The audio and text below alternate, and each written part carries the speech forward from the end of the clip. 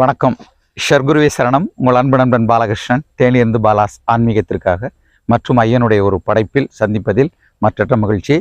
இல்லை ஏன் அப்படின்னா, இன்னைக்கு ஐயனுக்கு விவசாயம் ரொம்ப பிடிக்கும், இயற்கை ரொம்ப பிடிக்கும். இந்த காடு கடையில் நடக்க வச்சிருக்காரு. அதனால் நம்மளும் ஒரு நாள் மிதிச்சு நடந்து ஐயனுடைய பதிவை போடலாம் என்று தான் இந்த பதிவு. சரிங்களா? வாங்க நேரடியாக வீடியோக்குள்ளே போயிடலாம்.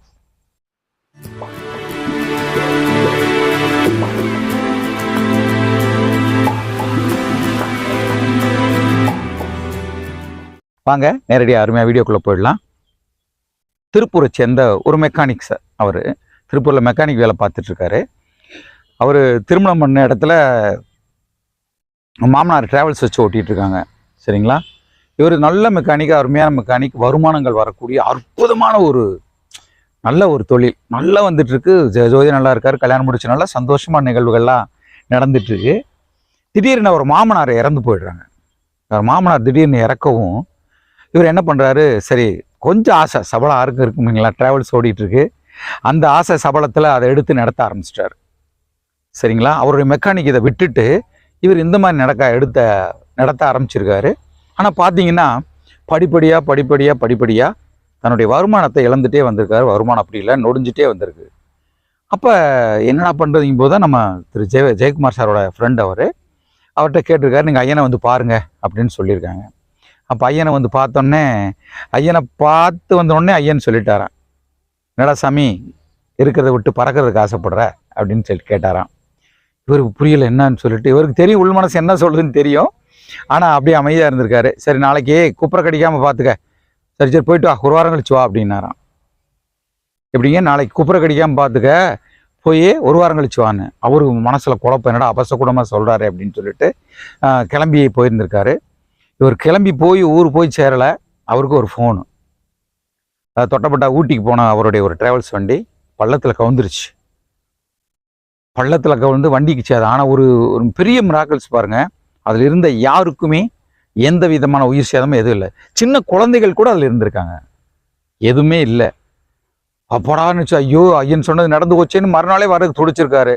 ஆனால் இங்கே ஜெயக்குமார் சாரை கேட்டு சொல்லவும் இல்லை, அவர் சொன்ன டயத்துக்கு வாங்க அப்படின்ட்டு இருக்காரு. கரெக்டாக ஒரு வாரம் கழிச்சு, சரிங்களா, அந்த ஒரு வாரம் கழிச்சு அங்கே வந்து ஐயான்னு நின்றுருக்காரு. அப்போ தான் சர்க்குரு சொல்லியிருக்காரு, டேய் சாமி, எப்போ இருக்கிற இடத்த தக்க வச்சுக்கணும்டா சாமி, இருக்கிறத விட்டு பறக்கிறதுக்கு என்றைக்கும் ஆசைப்படக்கூடாதா சாமின்னு சொன்னார். தான் இருந்த மெக்கானிக் வேலை அவருக்கு மிக அற்புதமான ஒரு விஷயம். சரி இடத்த மாற்று, இருக்கிற கொட்டாயை காலி பண்ணிட்டு இடத்த மாற்றினாராம். அப்போ வந்து சொல்லும்போது இவங்க சொல்லியிருக்காங்க, நீ இருக்கிற தொழிலை விட்டு இந்த தொழிலை விட்டு இதை பூரா விற்று அடைச்சி இது பண்ணிவிட்டு வேறு இடம் மாற்றுங்க, உங்கள் பழைய தொழிலை போய் செய்யுங்கன்னு சொல்லியிருக்காங்க. அவர் அதே மாதிரி செட்டில்மெண்ட் பண்ணிவிட்டு மறுபடியும் எனக்கு புல்லரிக்குது, மறுபடியும் தன்னோட மெக்கானிக் தொழிலை டெவலப் பண்ணுறதுக்கு அப்படியே போய் ஆரம்பிச்சிருக்காரு. ஃபென்டாஸ்டிக்காக இன்றைக்கி திருப்பூரில் கலக்கிக்கிட்டு இருக்க ஒரு மெக்கானிக். அப்படி ஒரு அற்புதமான விஷயங்கள் எல்லாம் ஐயனுடைய அந்த வீட்டில், அந்த கணக்கன்பட்டியில், அந்த தோட்டங்களில் நடந்திருக்கு. நிறைய விஷயம் அதுதான். இன்னைக்கு நிறைய பேர் அவர் இல்லைங்கிறத மறந்துட்டு அப்படியே என்னமோ அப்படி இல்லை சாமி, இன்னைக்கு அவர் ரொம்ப உக்ரமாக இருக்காரு, நம்மளோட பக்கத்தில், நம்ம கூடயே இருக்காரு, நம்மளுடைய செயலில் இருக்காரு. பார்த்தாங்க பக்கத்தில் இருப்பார். நம்ம பேசிகிட்டு இருக்கோம்னா, நீ என்னடா சாமி என்னை பற்றி படிக்கிறாங்கன்னு நினச்சி வந்திருப்பார். நிச்சயம் அங்கே இருப்பார். சரிங்களா? அந்த மாதிரி ஒரு அற்புதம் தான் அப்பா. அவருடைய கருணை மிகப்பெரிய கருணை. ஐயனை முதல்ல நம்புங்க, எனக்கு எல்லாம் தீரும்னு நினைங்க, சரணாகிதி ஆகுங்க.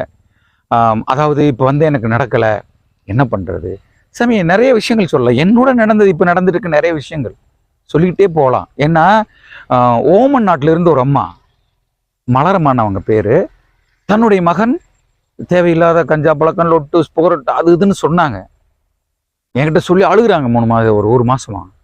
நான் சொன்ன ஒரே விஷயம், ஷர்குரப்பா மேலே நம்பிக்கை இருக்கா இல்லையான்னு கேட்டேன். ஐயா அவரைத்தான் நம்புகிறேன், ஃபோட்டோவை டவுன்லோட் பண்ணுங்கள், அவர் ஃபோட்டோ வச்சுங்க, ஐயனை நினச்சி தினமும் கும்பிடுங்க, 100% நல்லா இருக்கும், சக்ஸஸ் ஆகும் அப்படின்னு சொல்லி சொன்னேன். நேற்று ஃபோன் பண்ணுறாங்க புத்தாண்டு வாழ்த்துக்கு.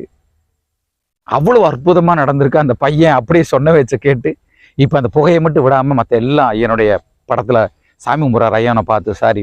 ஐயனை பார்த்து கும்பிட்றாராம், சொல்கிறதெல்லாம் கேட்குறாருன்னு சொன்னான். நினச்சி பாருங்கள், அவருக்கு திருமணம் நடந்து விட்டார், நிச்சயமாக ஐயா நான் பதிவு கொடுப்பேன்னு சொல்லியிருக்காங்க. அந்த திருமணம் நடக்கும். எத்தனை பேருக்கு திருமணம் நடந்திருக்கு, இது நடக்காமல் இருக்குமா? எத்தனை பேருக்கு குழந்தைகள் பிறந்திருக்கு? அவ்வளவு ஒரு அற்புதம் தானே ஐயனுடையது. உங்களுக்கும் நீங்களும் நம்புறவங்க எல்லாருக்குமே இது என்ன நடக்கும்? நல்லதே நடக்கும். நம்ம வீடியோ பார்க்குற அத்தனை மக்களுக்கும் அந்த புண்ணியம் போய் சேரணும். நான் சர்க்குருட்ட வேண்டுறதெல்லாம் அதுதான். நிச்சயமா உங்களுக்கு போய் சேரும். நீங்க நல்லதா நினைங்க, நல்லதா நடக்கும். உங்கள் எண்ணம் தான் உங்களுக்கு வாழ்க்கை என்று கூறி மீண்டும் ஐயனுடைய அடுத்த பதிவில் சந்திக்கிறேன். உங்கள் அன்பு நண்பன் தேனியிருந்து பாலாஸ், ஆன்மீகத்திற்காக. வணக்கம். குருவே உன் துணையன்றி வேறு துணை எனக்கேது, வேறு துணை எனக்கேது.